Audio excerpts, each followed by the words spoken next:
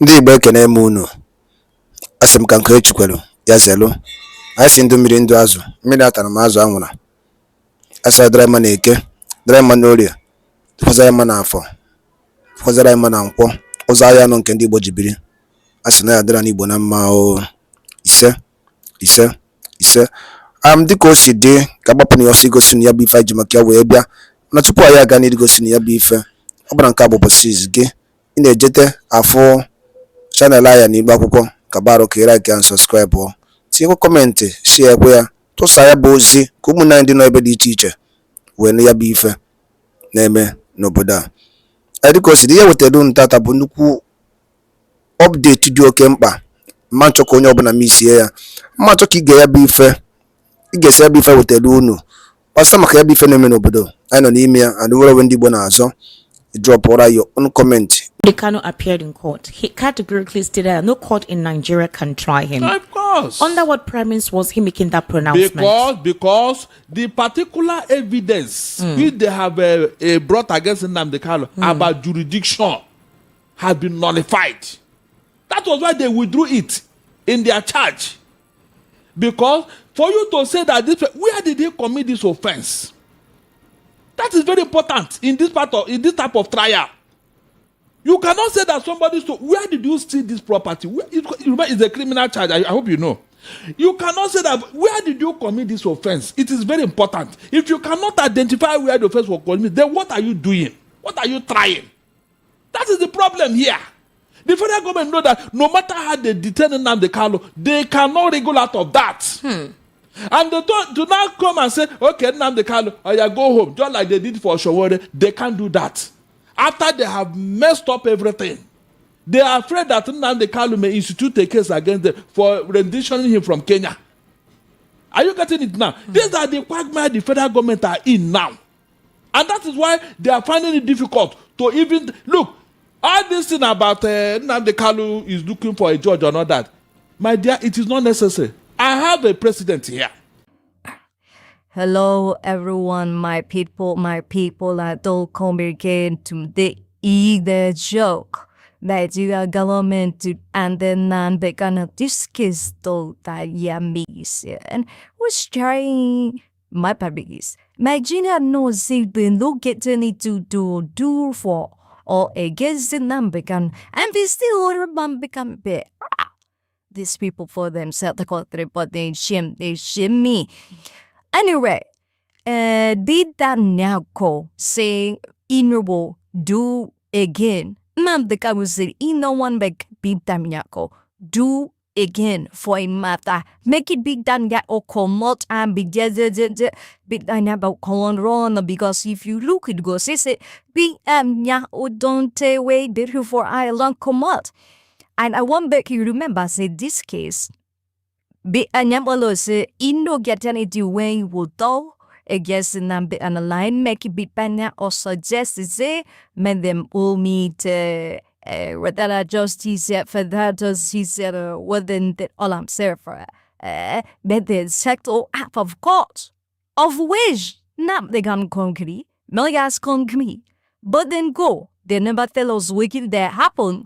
Might be say Nigeria don't want make nnamdi comment. Then we'll get anything for nnamdi. They're just the waka up and down been rule for excuse to keep them for detention.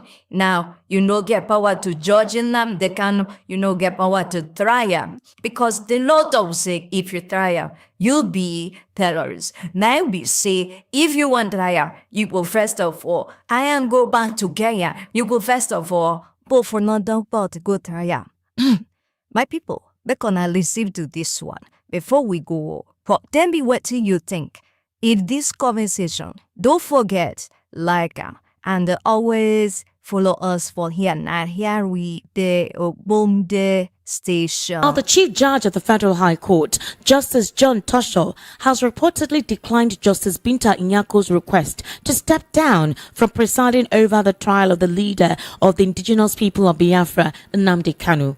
Justice Tosho has instructed that the case be returned to Justice Binta Inyako, deeming her the best fit to continue overseeing the proceedings. Now, a reliable source who chose to remain anonymous informed Daily Post, an online news platform, about the decision today, revealing several reasons behind the Chief Judge's choice. According to this source, Justice Tosho's refusal to reassign the case was based on key considerations. One, that two other judges were previously recused from the case, that the case has lingered for too long from 2015. Number three, that the case has blended most with Justice Binta, thus making her the most suited or best placed judge to handle and conclude the case.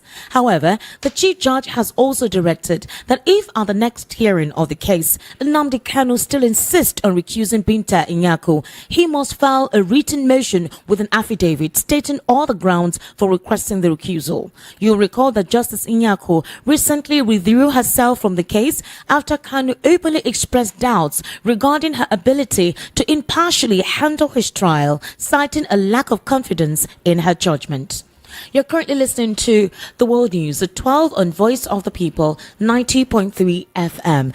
And of course, it's time for a news analysis segment. And I have right here in the studio Barrister Darlington Agumo, who is a political, national and social affairs commentator. Barrister Darlington, good afternoon and welcome to the World News at 12.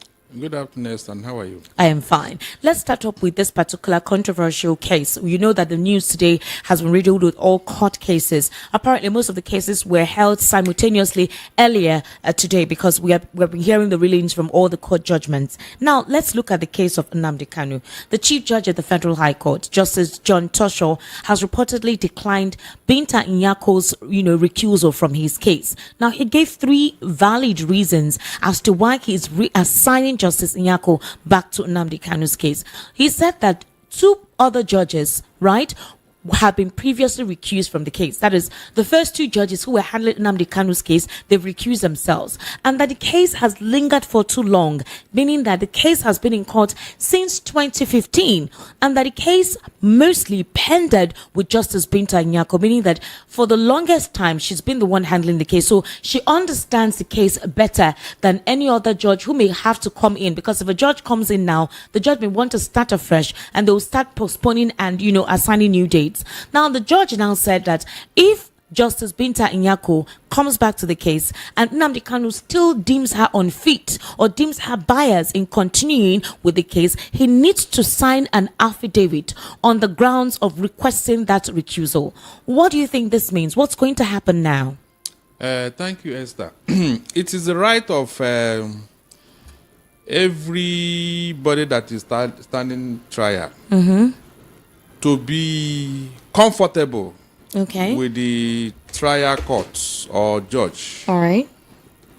But if in the course of this trial you discover that you may not get fair hearing from this judge or this court, you can ask for the judge to excuse herself or himself from the matter. But what Justice John Tosho is saying is that there have been two other judges that have recused themselves from this case. The second thing he said is that the case has lingered for so long since 2015.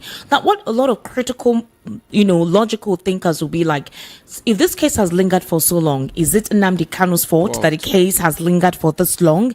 So what exactly is wrong that they've not been able to surmise and conclude his case? It is very obvious. It's like the federal government is shopping for evidence against Nnamdi Kanu. They're shopping for evidence since 2015? Yes. You want to tell me that you detain somebody, you incarcerate somebody, and you don't have strong evidence to take that person to trial? That is the modus operandi when you don't have a strong evidence against a suspect or a defendant. Barrister Darlington, who was the first Attorney General of the Federation that took this case to the court? Was it not the former Minister of Justice, Malami? Amalami, of course, he was part of those who renditioned him from Kenya. What were the strong points? What was the local standard for his incarceration? Good. It was because that rendition, the people that went for him in Kenya, they didn't even know the crime they have committed themselves. It was when the court now said that, look, you people committed offense against this young man. That what you did was an international crime against him. And that we don't even have a law to try nnamdi for what you are saying. Okay. And it was when the court now, because jurisdiction is very important when you are going for this type of trial. Exactly. When they now realize that the offense you have charged this man for was committed in London. Are you getting what I'm saying? Yes. And they now realize that if they move on with this case, they cannot succeed. So they remove London. If you have not removed London, so what are you now going to try nnamdi for? Esther, that is the cross of the matter. Except they can be able to resolve that jurisdiction. They cannot, they can't get nnamdi anywhere. And so when the court now explained this to the prosecutors, they became now ashamed. They don't know whether to return nnamdi to Kenya or to free him or to continue with the case. That is the quagmire they are in. Because it was the court that told them this. So based on that fact now, the federal government are looking for any other thing. Maybe they are looking for nnamdi to commit one thing in prison or the other. They will now say, okay, since you were in prison, look at what you have done in prison. That is the reason why this detention has prolonged for this long. And the other two judges that excuse themselves from this, did you see the reason why nnamdi gave? That they are biased. And it's because these judges knew. That was why they excused themselves. So if Justice Tosho is not saying that nnamdi should not write and give affidavit, and the other two judges that excused themselves, did he follow the same procedure? Barrister Darlington, in 2022, you know Nnamdi Kanu was renditioned in 2021. Yes. In 2022, Nnamdi Kanu actually requested from the DSS for an oral testimony as to his deteriorating health condition. Yes. At that time, he was requesting to be taken out of the DSS custody to possibly Kirikiri or any other correctional center while his case continues in court. Now, the DSS rejected that particular request. The DSS rejected Nnamdi Kanu's request for oral evidence from the DSS. Yes. On several occasions, there have been impediments as to how this case can continue. The first one being the fact that they have alluded that he was the one responsible for the conflict in the southeast. Thereby, it was important for them to continue to his detainment to curtail the upheaval in the southeast. But as it stands now, the fact that he is still incarcerated, it has not ameliorated the security challenges in the southeast. If that is the case, why have they not accelerated his hearing since 2015? Now, Justice John Soho Tosho is saying now that possibly because it has taken too long, that Binta Nyako is in the best position to handle it. When this case got to the Supreme Court, why was it taken back to the Federal High Court? Why did the court eventually ask the Attorney General of the Federation to refile? That they didn't go about it in the first instance. So whose fault is it that it has lingered for this long? It is the fault of the federal government. I told you here they are shopping for evidence against nnamdi. All these things that they are saying up and down, it is not strong enough to convict nnamdi. It's not possible. Even the Supreme Court was against how they now withdrew nnamdi bail. The Supreme Court said that it was wrong for them to have withdrawn his bail after hearing all the argument on both sides. And that was why the Supreme Court said they should go back. And that nnamdi should even sue the federal government. He should institute a civil suit against the federal government. All this is in public domain. The last time Nnamdi Kanu appeared in court, he categorically stated that no court in Nigeria can try him. Of course. Under what premise was he making that pronouncement? Because the particular evidence which they have brought against Nnamdi about jurisdiction has been nullified. That was why they withdrew it in their charge. Because for you to say that where did he commit this offense? That is very important in this type of trial. You cannot say that somebody where did you steal this property? It's a criminal charge. I hope you know. You cannot say that where did you commit this offense? It is very important. If you cannot identify where the offense was committed, then what are you doing? What are you trying? That is the problem here. The federal government know that no matter how they detain Nnamdi, they cannot wriggle out of that. And they do not come and say, okay, Nnamdi, go home, just like they did for Shawore. They can't do that. after they have messed up everything. They are afraid that Nnamdi Kanu may institute a case against them for renditioning him from Kenya. Are you getting it now? These are the quagmire the federal government are in now. And that is why they are finding it difficult to even look. All this thing about Nnamdi Kanu is looking for a judge or not that. My dear, it is not necessary. I have a precedent here. Tompolo, government Tompolo. Exactly. Was tried in absentia and sentenced. He didn't appear in court for 1 day. And nothing happened. I'm telling you, the federal government tried him in absentia and he was sentenced. Unfortunately, that same man is doing contract for the federal government today. Esther, how do you justify all this thing for God's sake? How do you? I'm talking of those who have held arms against the federal government. Arms. Serious arms. So, we even have persons who are like non-state actors. We have Asari Dokubo telling us he has men, he has RPGs. He said it openly via his social media account, and nobody has called him to question. Nobody has asked where his facility is, where he's storing those RPGs. The one I discussed yesterday on my program was this one about terrorists who were rehabilitated into our military, running away with the gun they gave them a motorcycle. Esther, can you define this in any form or shape? That the terror, they told us yesterday that they have sworn with the Quran, they have been de-radicalized, they are that, they are this, they are born again. Now they've reintegrated them. Yes, they ran away with the guns, Esther, guns purchased with our taxpayers' money and motorcycle. What was the reason? They said what they told them before they joined them is not what they are hearing. So what was the promise made to them? I'm talking of terrorists. Terrorists. So, Barrister Darlington, in this particular matter now, since Justice John Soho has, asked that Justice Binta Nyako comes back to that particular case, what if she declines to come back? What then happens? The choice is hers. The choice is hers? Yes. In this particular instance, yes. Initially she was not the one who asked to recuse herself. It was Nnamdi Kanu who boldly stated in the court that he doesn't trust her judgment, right? Now, and of course, he ruled out certain factors as to why he doesn't trust her presiding over his case. And she said, if that is what you want, I would step down. But do you think that she's going to obey this chief judge of the Federal High Court order to return to Nnamdi Kanu's case? In fact, Nnamdi Kanu and his lawyers, they already have something to hold on to. And what is that? Good. This particular judge initially suggested that they should go and seek for political solution to this problem. Yes. For a judge to say that, it means that she had looked at this case and see that it's not going anywhere. That is the first thing everybody should know. If she know that this matter, that is a strong evidence against Nnamdi Kanu, she wouldn't have made that suggestion. Okay, Barrister. Now, listen. Okay. Now, before this time, a certain Amadi was on air, everywhere, on social media. He revealed that this same judge, you told him that this that this matter is not going anywhere because the federal government cannot succeed in their charge against Nnamdi Kanu. Up till now, nobody has come to say it's a lie. Up till now. So on what basis will this judge continue?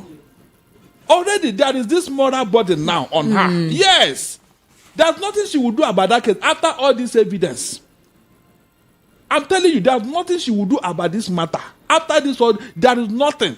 Barrister Darlington, let me bring your mind back. You will recall that when the same judge had requested that Nnamdi Kanu and the federal government or the Attorney General of the Federation try to come through what you call a truce, a political truce. I remember at the time, the rancor was the fact that Nnamdi Kanu never said that he wants to have a possible conversation or negotiation with the federal government.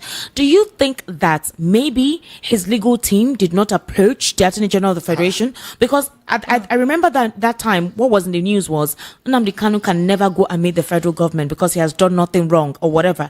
Is it about pride now or ego? Because if his team did not reach out to the Attorney General of the Federation, or possibly his team is waiting for the Attorney General of the Federation to reach out to him and that did not happen, is this why we're seeing this case being prolonged? No, don't look for something that is not missing. Okay. The Kanu's team, legal team, they have approached the Attorney General. Okay. We also it. Ejimako compiled all the judgment in favor of Nnamdi Kanu, none of them. And he had taken it to the man. Even some lawmakers headed by Abaribe. Yes. They are going to meet the Attorney General. And the man promised them that they will look into it. Okay. And that was after that suggestion by the judge. Yes. So what else are they delaying? Okay, did they offer nnamdi Kanu anything and he said, no, I don't want? Maybe there are some, do you think there are some conditions that he doesn't want to abide by in the conversation they're having? Please, I told you, don't look for something that's not missing. We have not had anything from the federal government that nnamdi Kanu refused. Or anything that was suggested to Igbo people and the Igbo elder, and they said, no, we don't want this. Nothing was faced from the federal government. When Showere was released, was there any condition? They just entered the nolly prosecute, and the man was let off the hook, discharged and acquitted. So what is delaying nnamdi Kanu's case? Since you know you cannot win this case against him, why are you delaying the matter? That's a very big question. Yes. What exactly is delaying this case? I'm telling you, why the back and forth? Yes. Why the back and forth? If they have evidences against him, why don't you present it and accelerate the trial? What are you telling me? That we have 2 other cases. Dasuki, until today. Sambo Dasuki. Did you see him in court? Until they asked him to go. Exactly. And Mustafa. Darius Ishaku too. One of them. They have been let go. So what is delaying nnamdi Kanu's case? So anybody who is telling you that nnamdi Kanu refused is a lie. We have not had anything from the federal government. All right, Barrister. They believe that when they break nnamdi Kanu's spirit in detention, maybe he will now do one thing or the other. They will now hold something against him. They are working towards an answer. They are working because everybody have told them, release this man before the inevitable happens. Because if something happens to this man, please, how will the federal government defend it? Remember that the United Nations have written concerning nnamdi Kanu in this matter. United Nations. On several occasions. Yes. US and UK have waded into this matter, yet they remain adamant. What do you think is going on here? If there is a strong, nobody will even intervene in nnamdi Kanu's case. Nobody will support a terrorist anywhere in the world. But look at how they are pampering those in the north. Esther, just imagine. The whole world is watching what is going on. So you're saying that there is a geographical preference in this case? Is it not obvious? Is it not obvious? What else are we talking about here? All these things that they are throwing up, all these legal shenanigans, it will not help this case. It will not. They believe that when they keep nnamdi Kanu, maybe the agitation will stop. Esther, has it stopped? No. Has it stopped? No. That will tell you that there is 1,001 nnamdi Kanu waiting to take over from him. And it may not be as quiet as it is now.